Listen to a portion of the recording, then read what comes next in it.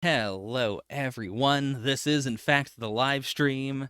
However, we are not going to be reading anything at this exact moment on viz.com/Shonen Jump, but rather, I will be reading. I should probably pull up the URL actually. The Cube Festival by our own EyebrowScar. I am quite excited for this. I probably should not be looking at the preview actually. I'm about to read it in like a few seconds. I should not be looking at the first page. All I know about it is, of course, that it is some sort of a game show involving a bunch of Fukumoto protagonists. So let's see how that goes. I am reading this in my Weekly Shonen Jump stream, but I'm doing it right at the start so I can clip this and actually put it on YouTube in order to give it more promotion. I might also rank it with all my Weekly Shonen Jump reactions, but we shall see. That feels, on one hand, very unfair, but on the other hand, I am curious to see whether this fan comic would be able to beat things in actual Jump. So, we'll see. So let's pull this up. Oh, I should probably actually say it's also into my phone. The Cube Festival. Oh, it even came out okay. That is a rarity. All right, so no dilly-dallying. Let's just go into it. Quite excited for this. Oh, actually, is this framed okay? Let me just... Yeah, it looks fine. Ooh, so who is this? Based on the hair... Is this Zero or Mamiya? It's gotta be one of the two. I'm guessing based on the, like... I think this is more Mamiya than Zero. Zero has more of a, like, boxy look, whereas Mamiya has more of a, like, slender sort of... this sort of shape. Oh, I see it's censored. I'm your host, Mamiya. Fair. But okay, so this is the Cube Festival, the show where great protagonists of different Fukumoto manga meet to see who is the smartest. So, here are the contestants. We've got 4 groups of 2. So, Team 1, Kaiji and Kazuya. Fair. Extremely, like, yeah. They are, of course, polar opposites. They are rivals. Team 2, Tonigawa and Endo. Not quite rivals, but makes sense. I mean, they have a relationship in the base series. I'm really happy that he's gotten more focus in Kaiji Part 6. It's been a while since we've had some good Endo. Or rather, some big Endo suffering. Team 3, Akagi and Guy. Okay, so this is actually a crossover. And Guy, of all people. Huh. Then Team 4, Morita and Kurosawa. Oh, I'm so happy Kurosawa is here.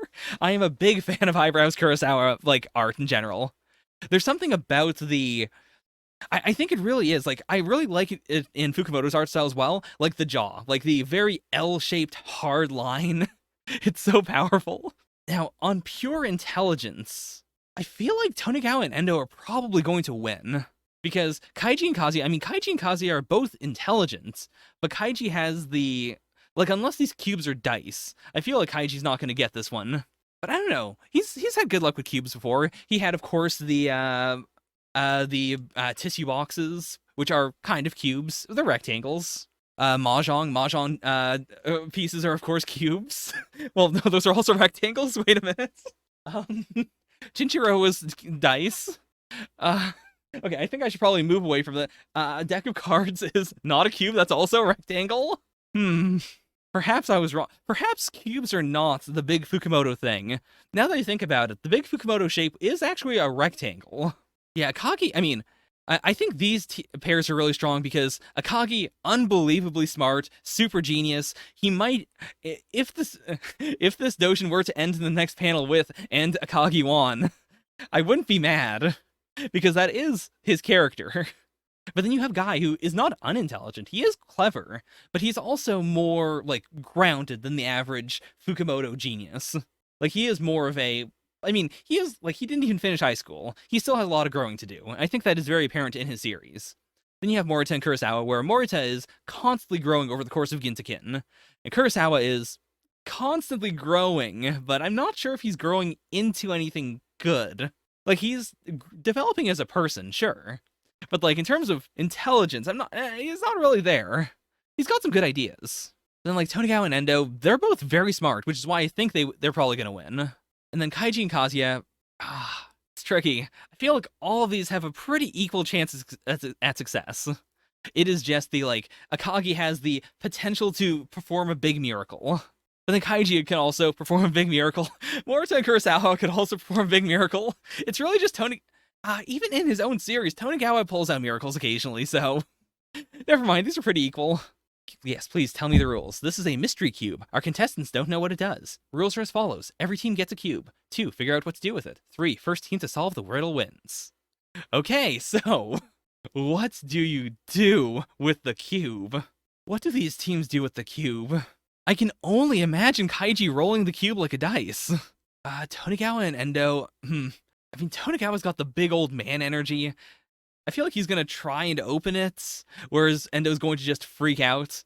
Akagi, I can only imagine Akagi winning. I don't know what form that would take. I can only imagine he somehow touches the cube and figures it out and then wins. Whereas Guy, I feel like, will just move faster than his shadow and punch the cube into 1,000 cubes. Morita, I feel like, is going to figure it out I think he's going to just, like, properly figure it out, but it's going to happen before the actual winner does, or, after the actual winner manages to figure it out, like, right at the very end. Kurosawa, I feel like, is just going to be arrested by the cops. That's not a good ending, but I feel like he's just going to get arrested after this. Is it possible that the cube is a bunch of mahjong tiles stuck together? Because, like, realistically, what can you do with the cube? You could open it up, you could press a button on it, maybe? You could take it apart? That's all that's really coming to mind. And this, boy, I've never, like, it's such a mysterious riddle, because it's not really just a riddle, it is just, you have a cube, figure out what to do with it. Okay. I mean, this is a genius way to do character interactions, though. Kazuya with the big, looking down on you so hard you're looking up. Perfect pose. It looks like his entire head has disintegrated. Well, to be fair, I guess I don't know if that is his chin or his nose. It could be either of them. I'm going to say it's his chin, because now that I think about it, I don't think it makes any sense for it to be his nose. In what move would he... I guess maybe if his chin is under the, his little scarf. I know who to call. Is this... to be fair, I guess, Mamiya didn't say you can't have someone else help you with the cube. So I guess Kazi can just call the black suits in to figure it out. Wait a minute, if he calls the black suits, is he going to just call over Tonegawa and Endo? I didn't consider that. That might be how they don't win. If they are intelligent, but by virtue of competing against Kazuya, they have to go fix it. They have to solve Kazuya's cube for him. Ah, I see. Everyone has gone bowling. This is a very strong Kazuya face. Like, we see Kazuya's glasses so often, or like his eyes under his glasses, that this makes it feel... I feel like he has 4 eyes in the shot. I find it hard to parse the concept of his eyes being separate from his glasses. Okay, you wanted to make a statement. This feels like an absolute waste of time, Tonegawa. What are you doing? As a spokesperson and middle manager of Tei, I wish to present our company as a lucrative and safe employer for everyone. I see. He's just shaking it down. Oh, I love those glasses. The big ol', like the big Gurren Lagann eyes stretching out. Oh, it's so good. Oh, these tiny little endos are super blessed. Okay, surprisingly, Akagi has not already figured it out. It's hard and it has no smell. I want to punch it is the perfect guy line. I love it. Also, there's something very powerful about Akagi saying, I'm happy to see a new generation of bright protagonists for Guy, whose series came out so long ago, but after Akagi, to be fair. Because, this is prequel Akagi. Like, this is Akagi the manga Akagi, as opposed to even older 10 Akagi. Also, big ups to this smile, because it is the classic Akagi. He is smiling, but you can only tell what the smile is by the very corners. But because it is, of course, in eyebrow style, the corners are much sharper. Yeah, to be fair. But that does mean that, like, if Guy is a newcomer, if he's, like, a teenager in the world of Fukumoto, Mamiya is, like, a toddler. She's so young. I mean, to be fair, I guess that's probably why she's just announcing this and not actually participating. Morita, what are you doing? What is this expression? I see. Big ol' smash. Also, this is perfect Genji writing, in that he's not saying this is the answer. All he's saying is, Morita, you know what to do. What was the prize? I don't remember. Actually, did we even say it? I don't think so. It is just, this is a game show. This is the thing we're doing. So you do win, but there isn't necessarily, you just win. I mean, that is also, I think, important to explain why Akagi is not slicing his arm off right now. There's no 50 yen prize that would then cause Akagi to mutilate himself in order to win. I can't get over this. Oh boy, okay, so... This Tonegawa is so powerful. Again, why is he doing a press conference here? This is not I mean, I guess it's related to it. Like, this is not... He doesn't even think this is going to open up the cube. This is just... Tonegawa is on TV, and therefore he has to promote Teihai. Every moment that he is not defending Teihai is a moment wasted. Which, I mean, fair. Got Endo in the background screaming for the cube to pay its interest. The thing I love about this is, like, how intense he is. Like, he is sweating, he is freaking out, his eyes are absolutely massive, but no one asked him to do this. This is the perfect encapsulation of Tonegawa energy, in that he is just doing this because he feels the obligation, but no one asked for it. This does actually... I feel like I brought this up in a previous reaction, but I can't remember when I would have. Who would win in a fight, Guy or Kurosawa? Because Kurosawa has the almighty destroying palm attack, but then Guy can punch faster than the speed of light. He can punch so fast that his reflection can't react to it. He can punch faster than his shadow when he's shadowboxing. I feel like the answer has to be Guy, because Kurosawa is unbelievably tough, but also he did get beaten up by kids. Like, he does have that big lump on his head that has not swelled down over the course of years and years and years. If Kurosawa can throw his own poop, then I feel like that's an advantage, because Guy does, like, we do see hints of humanity in Guy. Like, there are times when he, you know, acts like an actual kid. It's very rare, but it's more than, like, Akagi. So it really depends on how much Kurosawa is willing to debase himself. Which of these... I mean, I feel like none of these approaches are working, so what is the answer? How do you win this? Okay, time's up. I guess everyone loses. Was Kurosawa fighting them? What happened here? Oh, I didn't say it before, but the cube being lodged in his head as the lump now is so good. The solution that no one found out was, combine the four. Okay. Oh, you combine the four and it becomes Zawabot 1. Oh, actually, it doesn't even become it. Rather, it opens up, and then out of it comes Zawabot 1. Also, it is Zawabot 1, not 4. This reminds me so much of, if any of you read or watched Gash Bell / Zatch Bell, what was his little robot?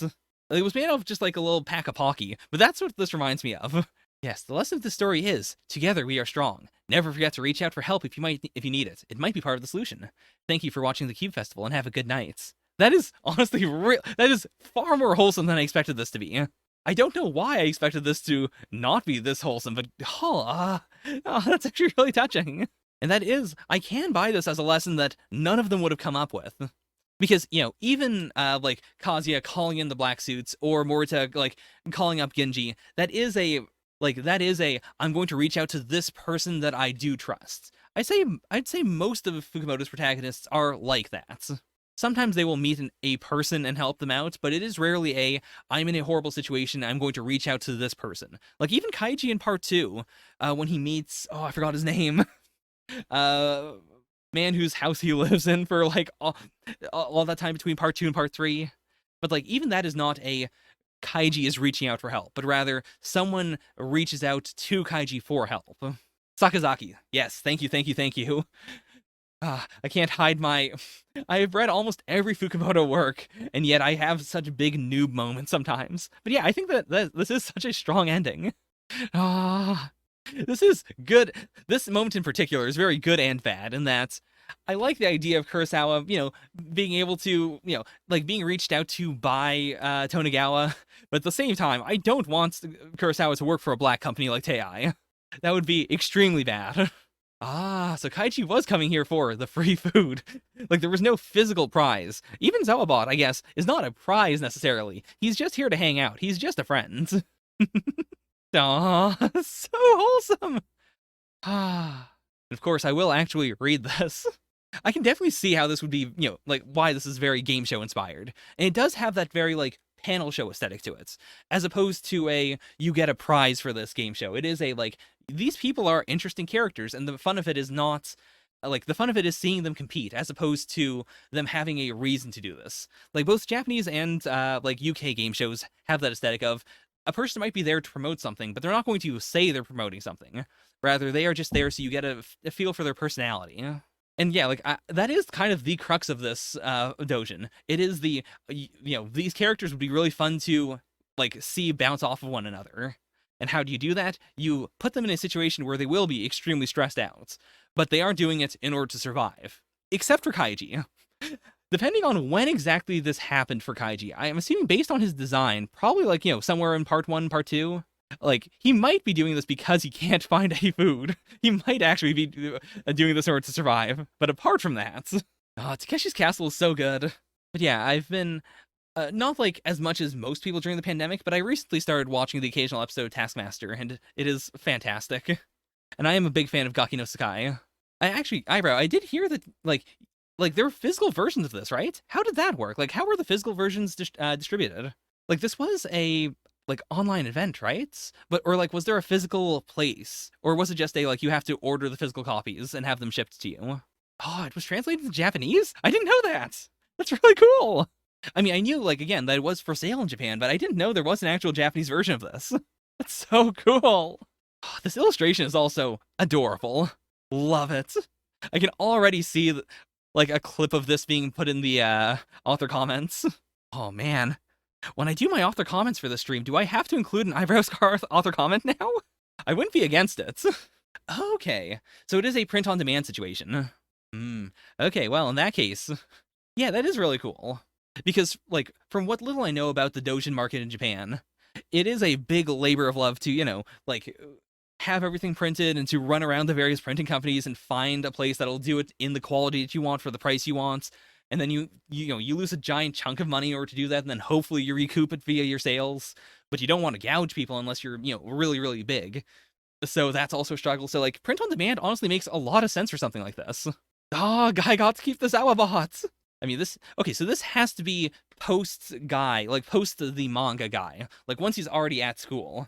Otherwise, I would heavily question why Zawabot wasn't there for him when he went to prison. But yeah, that sounds super convenient. Okay, so that is Cube Festival. Fantastic. Oh boy, do I put this in the ranking? I feel like I gotta. I mean, I did that one time, I did drink a beer on stream, and then I put the beer in the ranking, so I feel like I have to. All I have to say is, I do, please don't take it too hard if me and Roboco or, like, Undead Unluck manages to beat Cube Festival. But I am curious. I mean, I would put this above this week's Elusive Samurai. So it's already doing pretty well. Oh, okay, so I did, I heard that it was, like, a, digital festival. But I didn't know there was an actual, like, digital, you've got a little avatar and you're running around. That's so cool! Now, did they simulate the horrible the horrible con lines where your avatar gets into a line and then you have to sit there for half an hour while talking to the other people, and then eventually you manage to get to the front? I mean, I've been following a lot of like virtual con/virtual meetup stuff, and I really do appreciate stuff like the VODs, like the fact that for things with like live panels you can then like save those for later. But it's a give and take. There's some things you can only do physically. Okay. Yeah, like having to wait around in line is something I think no one's really asking for. Oh, there's like an import function then, I imagine? That's really cool. It sounds so cute and wholesome. Guy in Zawabot is so... I love it. Also, you know what? There is one thing I did manage to predict, which is that a rectangle is the most Fukumoto shape. And Zawabot is rectangle shaped. Like, Zawabot is 4 cubes put together into a rectangle. So really, this was the obvious conclusion. I just didn't think of it. Yeah, rectangle, pointy nose, perfect combo. That is the most Fukumoto you can get. Thank you very much for being here with the stream. This is, of course, the first time that I've had the creator of something I've read on stream be here on stream. I know Horikoshi is probably on the server. I made an entire hand channel to try and bait him out, but he's not responding. You get to be number 1. Horikoshi eventually will be number 2. It was really, really good. Anyone out there that watched this reaction and did not read this, please go to, it was on Itch.io, right? yeah, go over here to this URL. I will post it down below. Click on that, download it. You can name your own price. Yeah, I believe you can also just name it as free if you want to. Yeah, just no thanks. So there's no reason to not read this, but you should pay money for it if you think it's really, really good. All right, so that is the Cube Festival. It is time for us to move on once more to Anytime. This was a delight.